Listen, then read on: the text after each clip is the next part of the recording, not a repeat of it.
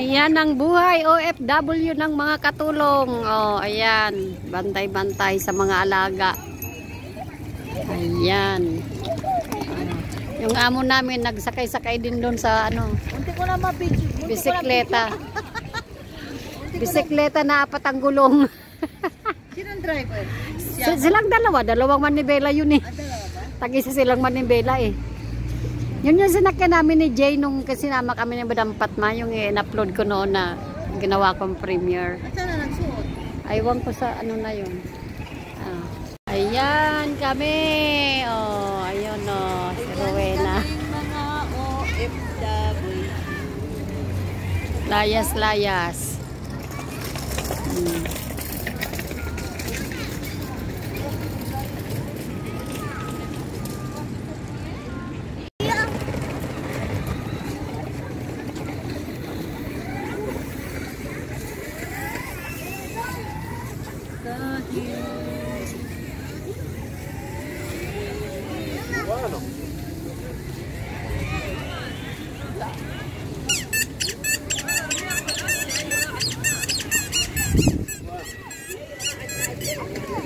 Magbili tayo, magkano kaya meron yung mic na nasa dibdib lang?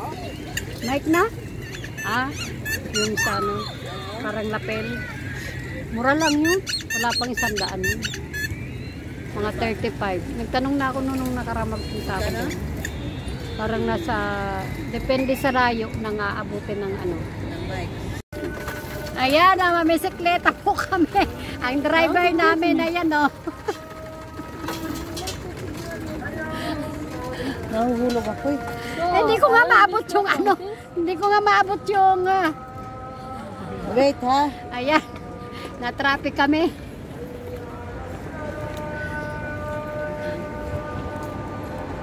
Gawin mo yung ano. Ayaw nga, hindi nga maabot ng paa ko.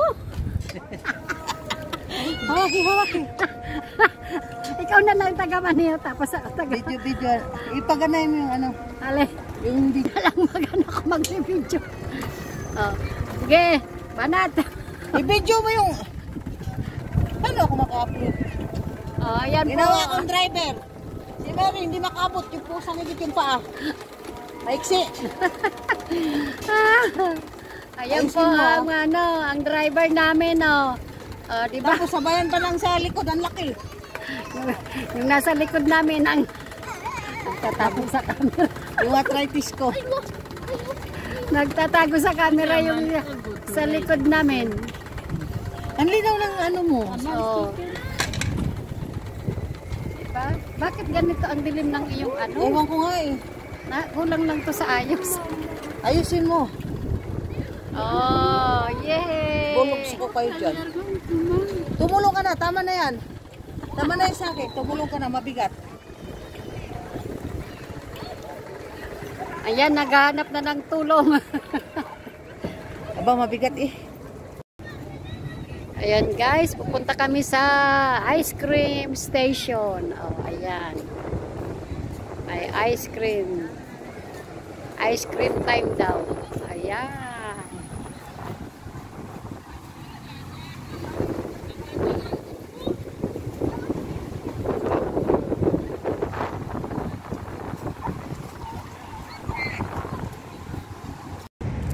Ayan, malamig na dito sa park. Ang lamig na.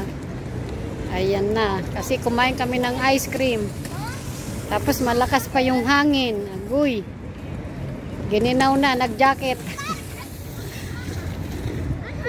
Oh, ayan. Pasyal-pasyal.